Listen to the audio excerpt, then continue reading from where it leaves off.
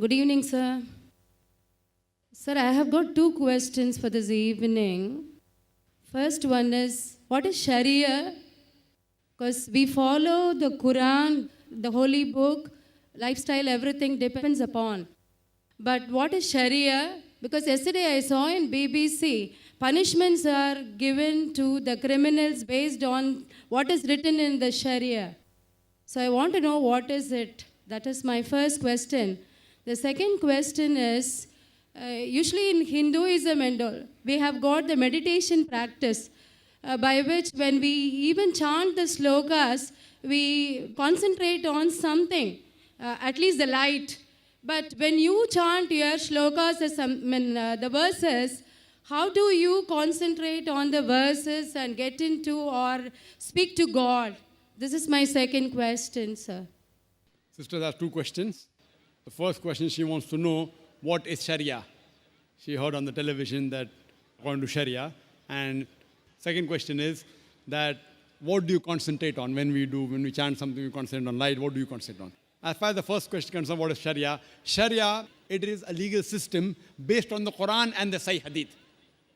So when we say that do you follow the Sharia, we mean to say do you follow Quran and Sahih Hadith. So if you ask me a ruling that what is according to the Sharia, that can we have alcohol according to the Sharia, what you're asking me is the rule laid down by Almighty God, defined in the Quran and the Sahih Hadith, the sayings of Prophet Muhammad, peace be upon him.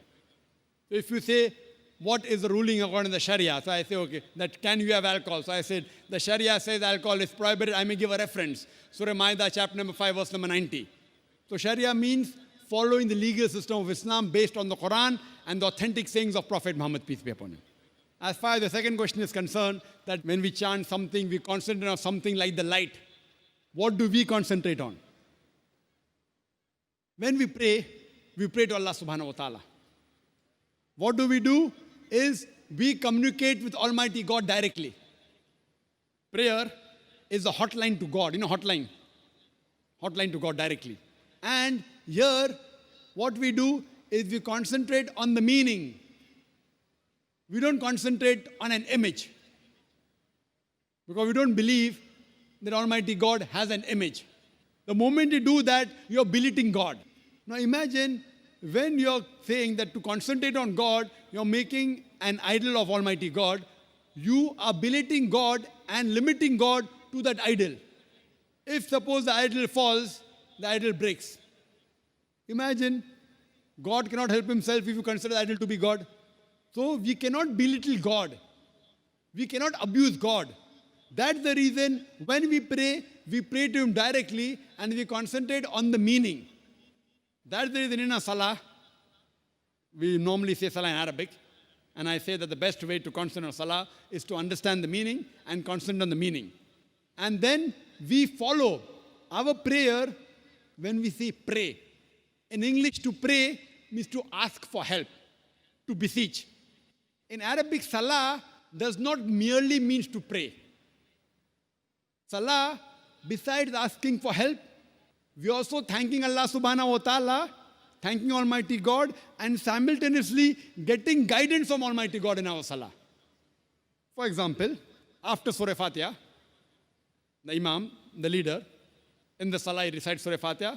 After that, he may recite Surah Ma'idah chapter 5 verse 90, which says, Ya ayyuhallazina amanu, O you believe, ennamal khamru wal maisuru, most certainly intoxication and gambling, wal anzabu wal aslamu, dedication of stones, divination of arrows, rushtum min amali shaitan. These are Satan's handiwork. Fashtanibu lalukum tuflihun. Abstain from the handiwork that you may prosper. Here, besides thanking God, besides asking for help, we are getting guidance. Don't have alcohol. Don't gamble. Don't do fortune telling. Don't do idol worship. Here, in our salah, we get guidance from Allah subhanahu wa ta'ala. And that's the reason I call salah to be a sort of programming towards righteousness. And that's the reason our beloved Prophet Muhammad sallallahu alaihi wasallam and Allah subhanahu wa ta'ala, he has said you should offer salah minimum 5 times a day. Because the amount of evil we see around us, the amount of wrong things we see, the sin we see, there are high chances we can be deprogrammed. So that's the reason we offer salah we get programming towards righteousness minimum 5 times a day. 5 times a day. We are being programmed towards righteousness. So our salah is much more superior than just praying. Pray means to ask for help. So besides asking for help, we are thanking God and we are getting guidance from Almighty God so that we can be on the straight path and you can follow the path of the Sharia. Follow the path of submitting our will to Almighty God. Hope that answers the question, sister. Thank you.